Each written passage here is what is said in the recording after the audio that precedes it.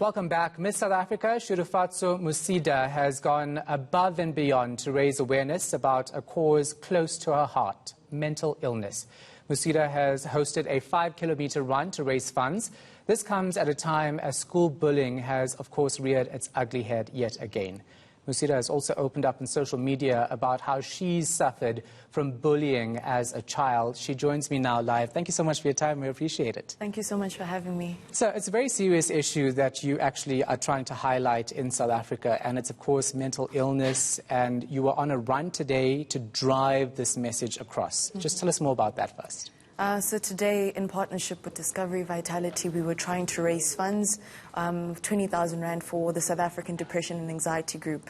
As it is, the people that are working on the ground are having trouble with funding, so the more we raise awareness around it, and also just pushing, being active, because that's one of the benefits of being active, good mental health. So we were just pushing mental wellness and also just trying to raise awareness and shine the light on the work that's being done on the ground. Yeah, and of course, we can link this now to depression, because mental illness covers that as well. And social media has played a huge part in many youngsters getting depressed because of bullying. You spoke about how you were bullied when you were younger. Let's talk about that, and then we can talk about this incident in Limpopo. But first, tell me about your story. I was bullied for 6-7 years, from the time I was in grade 3 until I moved schools in grade 9.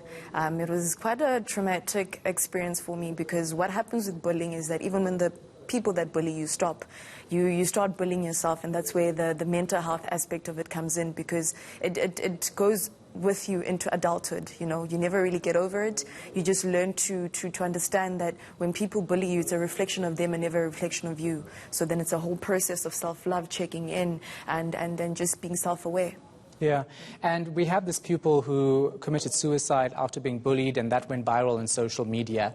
You know, it's something that the educators in that school and the principal have been criticized for, because she raised her concerns previously, and she believed not enough was done to address it. Let's talk about the role, firstly, of, you know, educators and even parents when it comes to a child who goes to them and says, I've been bullied, this is how I feel. How do they deal with it? Because you would think a child needs the advice of adults when it comes to these things. In all honesty, I just believe bullying is very much normalized in our society. If I think back 2 years ago when I was being bullied, and to now Rufuno dying by suicide, it just shows that more can be done, not only by educators, but by our society at large. We have a collective responsibility to protect the children that are being bullied in our societies. When it comes to the educators, I think listening, yes, but then sometimes you, as an educator or even the principal, can call in the students and speak about it, but they can actually exacerbate the situation, which is what most people are scared of when they're being bullied. Yes, I can come to you and say, listen, I'm being bullied, but then there isn't enough training or resources in place to actually take it a step further. So in as much as the educators and the principal and everyone else can be blamed, I think it's a societal problem where we all have to be accountable for it, because it's been normalized. You look back at where the child comes from, the environment, not only Rufuno, who was being bullied, but also the perpetrator who was bullying her. Yeah, and I want to talk about that a bit more, because I first want you to speak to youngsters who are being bullied and who are dealing with depression and anxiety right now, and then we'll talk about the perpetrators. But what's your message to those kids who are watching this? You're not alone. It's not your fault. Usually when you're being bullied, it's not even about you. It's about the person that's bullying you. It's a reflection of them, never a reflection of you. Speak out until someone hears you. Speak until you're heard, because usually we keep quiet thinking that's going to protect us, but it never really does. But that the more you speak out until you're heard, the more help can be, the more help you can receive, and the more you can be supported. And the more you speak out, the more we stop normalizing the bullying. Because sometimes, if you watch the video, she just stood there. So you can see that it's been going on for a long time. I think that's the part that triggered many of us, the fact that she just stood there, because you can see that it's been going on for a long time. From what I saw, it takes me back personally to the time where you think you're not being heard. So your voice matters, you will be heard. Speak until you're heard, and it's really not a reflection of you, it's a reflection of the perpetrator. And the perpetrator, what do you say to them? To be honest, when I think about the perpetrators, it takes me back to the fact that more needs to be done around mental health.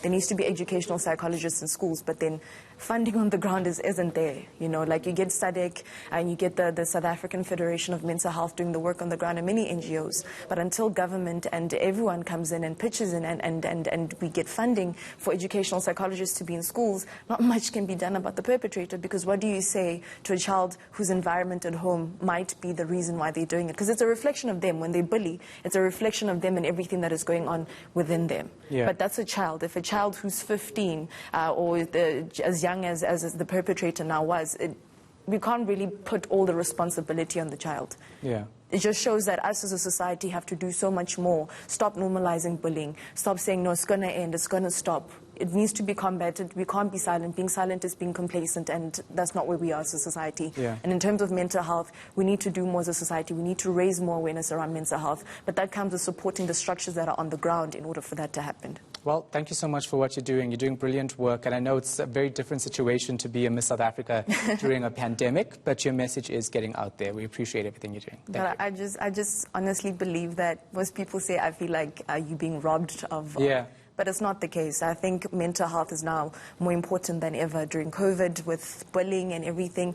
And through Mindful Mondays and people that are watching, I hope we are raising awareness. And the subject of mental health can be moved from being a taboo subject to one that's openly discussed in public forums like these ones. So thank you so much for raising the... All right, appreciate it. Thanks so much for that. Miss South Africa speaking to us, of course, Shudufhadzo Musida.